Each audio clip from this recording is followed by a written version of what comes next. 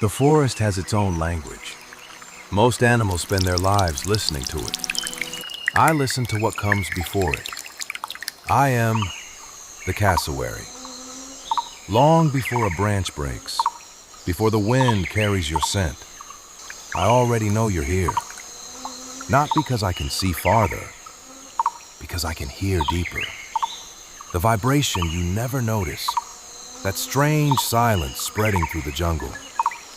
That's not fear. That's a warning. For more than 66 million years, these forests have learned the weight of my footsteps. Empires have risen. Oceans have changed. Entire worlds have disappeared. I stained. People look at feathers and see a bird. Scientists look at my skeleton and see a blueprint that never became obsolete. The same powerful legs, the same ancient hips, the same dagger hidden beneath my feet. A body carrying the blueprint of predators that once ruled this planet. Evolution didn't erase me. It simply moved on, without me. Nature never forgot. Humans decorate. Nature equips.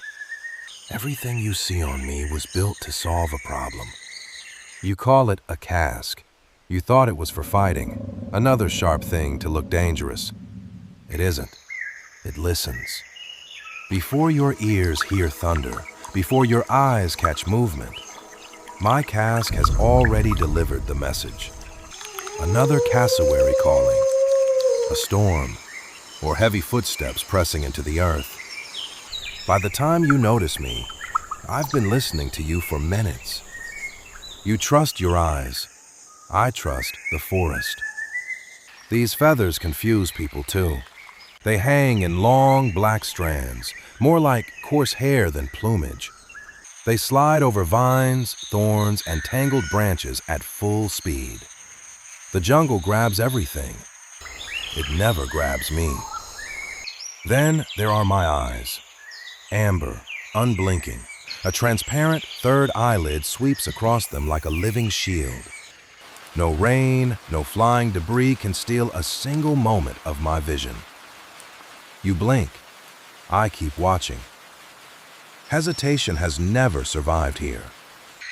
Look at my legs. They're not built like a bird's. Every step I take is a fossil refusing to become history. Massive muscles, ancient bones, and on the inside foot, one 12-centimeter dagger, identical to the killing claw of my theropod ancestors.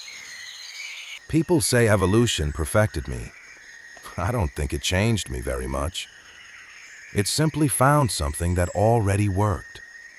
People think I'm dangerous because of this claw. 12 centimeters long. Straight, razor sharp, the closest thing left on Earth to the weapons of a velociraptor. It's not there to impress you. It's there to end an argument.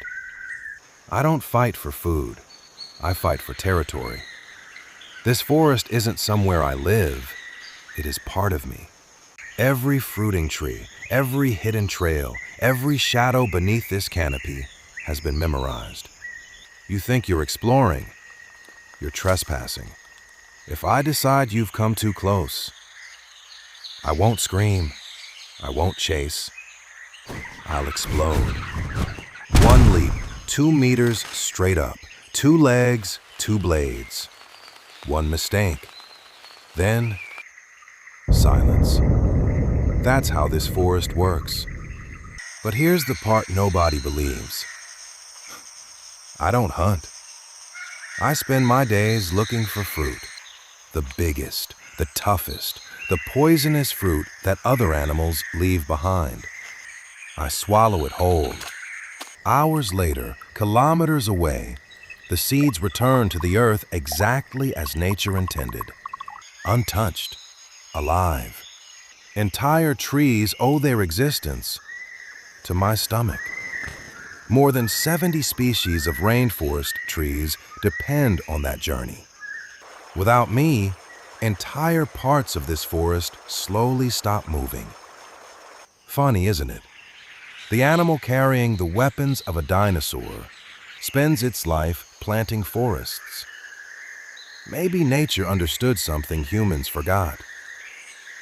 Looking dangerous and doing good were never opposites. For all the stories humans tell about me, they usually leave out the best one.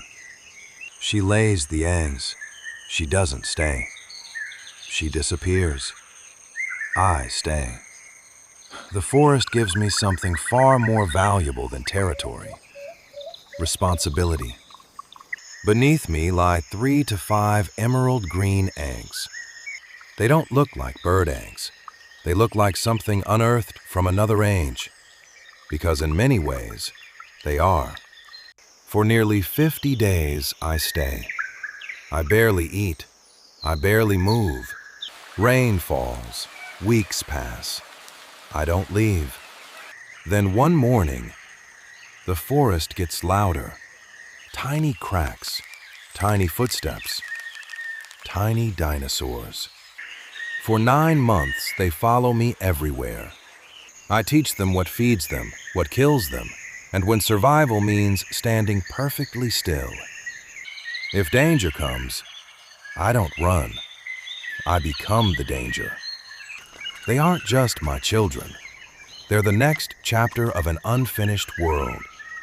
Most people spend their entire lives believing dinosaurs disappeared. They aren't looking in the right forests.